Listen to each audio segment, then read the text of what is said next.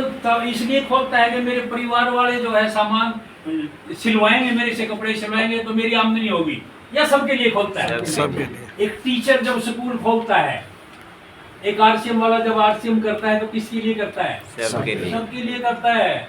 इसलिए 4 पड़ोसी, 4 पिलपिले रिश्तेदार, 4 कमजोर सोच वाले दोस्त अगर ये इनकार कर दें तो चिंता मत करो, आप क्या कहो, हलवाई भी जिंदा है, जी सर, प्रिंटर भी जिंदा है, टेलर भी जिंदा है, डॉक्टर भी जिंदा है, इसका मतलब मेरी भी संभावना है जिंदा रह सकता हूँ। कह सकते हो ना? यस। इस तरीके से आरसीएम करनी है। आरसीएम कैसे करो? एक सिंपल सी बात, आप जाके आरसीएम की बातें करो, अगर वो स्वीकार करे, डिस्काउंट कार्ड बनवाए, आपका प्रोडक्ट ले, आपकी आरसीएम को स्वीकार करे तो बेस्ट। बेस्ट किसको बोलते हैं? जो गुड से भी अच्छी है और बेटर से भी अच्छी है, यानी कि उत्तम। हिंदी में उत्तम बोलेंगे, इंग्लिश में बेस्ट। और अगर ना स्वीकार करे तो क्या करो? थैंक यू बोलो और नेक्स्ट। जी उसका तो बोल दो थैंक यू।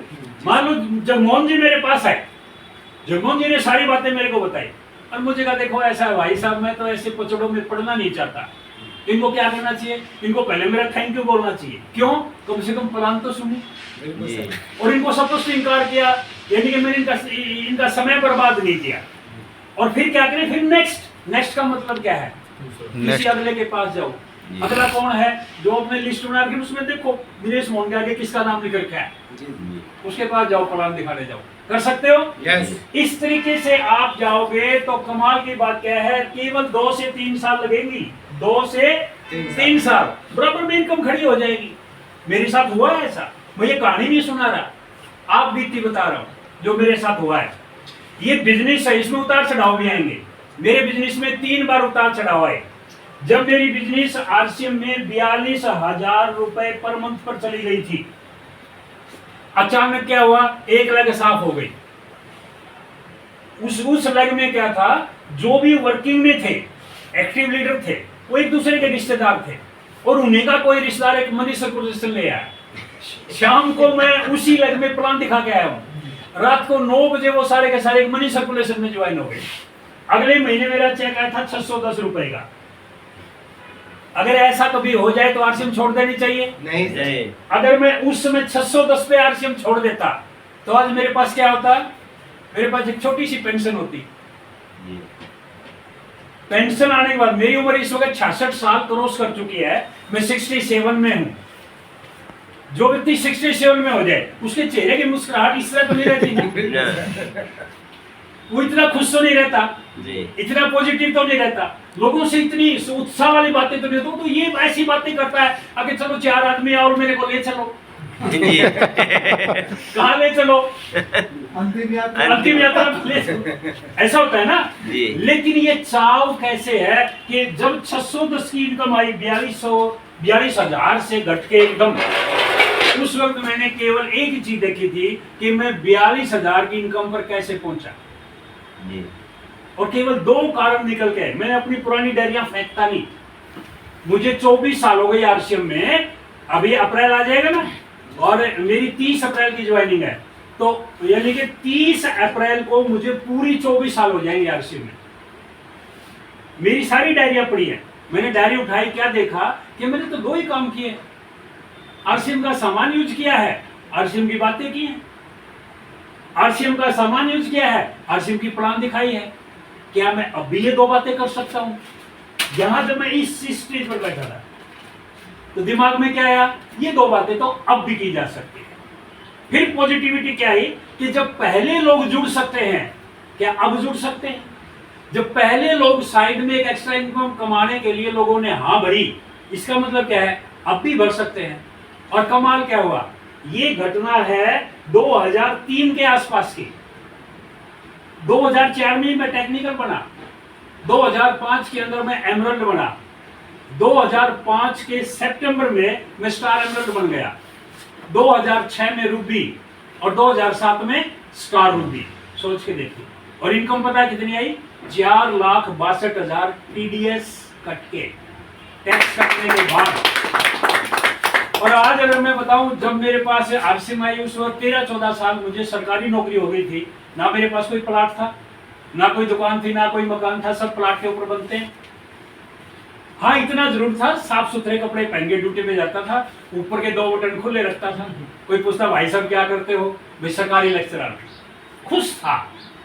लेकिन आर्थिक स्थिति क्या थी, 1 तारीख को अमीर। नौकरी वाले सभी अमीर होते हैं, नहीं होते? और हमारे टाइम में भरमसा हो जाता था अमीरी का। आजकल शायद ना भी होता हो, क्योंकि आजकल ऑनलाइन ट्रांसफर होने लग गया पैसा। हमारे टाइम में क्या होता था, लंच समय में जो अपना जो है क्लर्क जो होता था, कैशियर जो होता था, वो ट्रेजरी जाता था, वहां से पैसा लेके आता था, और पैसा लेके आके और फिर वो आके साइन करवा के रजिस्टर में पैसा डिस्ट्रीब्यूट करता था। और जब वो पैसा जेब में डालते तो जेब थोड़ी सी फूल सी जा रही थी, और एक भरमसा हो जाएगा था, यार कहीं अमीर तो नहीं हो गई। 1 तारीख को अमीर, और 3-4 घंटे के बाद घर चले गए। फिर वो पैसा क्या होता, बिलों में घुसना शुरू हो जाता है, पानी का बिल, बिजली का बिल, स्कूल का बिल, फलां बिल। और 10 तारीख तक लगभग 90% पैसा 10 तारीख के बाद क्या होता था, फिर जो है चौकन्ने हो जाते थे, पैसा नहीं खर्चना, ठीक है ना।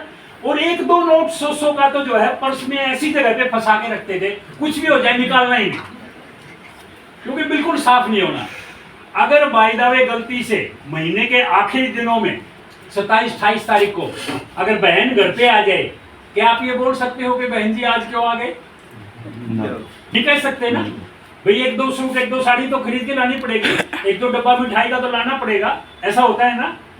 उस वक्त हालत क्या होती थी, हमारे जैसे 1 तारीख के अमीरों की इधर उधर देखते थे, कहीं से पकड़ते थे 2-4 हजार रुपए। तो एक बार मेरे साथ एक रियल घटना घटी, मैं वो बताता हूँ आपको। जिस जगह से हम दूध लेते थे, तो बहुत ईमानदार व्यक्ति था, यानी कि उसके दूध में कभी कोई शिकायत नहीं है, इतना बढ़िया बंदा था। एक दिन अचानक क्या हुआ, उसे कोई भैंस पसंद आ गई और उसने उसका मोल रख दिया। अगले ने क्या कह दिया, अगर कल दोपहर तक तू पैसे दे देगा तो तेरी, नहीं तो किसी और को दूंगा। उसने सोचा कि भाई साहब तो जो सरकारी नौकरी पर है, तो वहां जाके ले लेते हैं, वहां तो मिल ही जाएगा। वो आया मेरे पास, कहने लगा कि साहब 10,000 रुपए दे दो ना। मैं कहने लगा क्या करेगा? कहने लगा कि एक भैंस की साई दे के आया हूँ और वो भैंस लेनी है। मैं कहने लगा कि भाई मैं आपको जरूर 10,000 रुपए देता, लेकिन मुझे एक बात बता, तारीख कितनी है? वो बेचारा नहीं समझा इस बात को। मैं कहने लगा भैया हम नौकरी करने वाले बंदे हैं, तू तो ऐसी तारीख पे आ गया जब हम तेरे से भी ज्यादा गरीब है, और तू तेरी जेब की तलाशी ले और मेरी जेब की तलाशी ले। समझ गए आप? तो यानी कि स्थिति क्या थी, एक ऐसे समय में मेरे पास आरसीएम आई, और आज स्थिति क्या है? आज यही नहीं पता रहता कमाना कब है, खर्चना कब है, करना क्या है, कोई हिसाब किताब नहीं। किसी भी समय इस टेंशन में नहीं आते कितना खर्चा करना है, क्या करना है। अभी इस वक्त मेरे पास जो है 275 गज की कोठी पानीपत में है, एलडीको में। एलडीको बहुत बढ़िया, यानी कि उसके अंदर फर्स्ट क्लास विला है, और 2 फ्लैट जो है आपके यहाँ गुड़गांव में है, आपके बिल्कुल 10 कदम दूर, शानदार। दोनों फ्लैट 3-3 करोड़ से ऊपर की कीमत के हैं। वो जो एलडीको वाली है वो 275 गज की कोठी, वहां 1.25 लाख रुपए गज का रेट है। आरसीएम की ताकत है या नहीं है? मैं आपको मेरी ताकत नहीं बता रहा, मैं तो वही हूँ जो पहले था वही हूँ। लेकिन अगर आपने आरसीएम से मित्रता कर ली, यहाँ पर देवलाल जी ने आरसीएम के बारे में बहुत अच्छे ढंग से बताया है। ये जो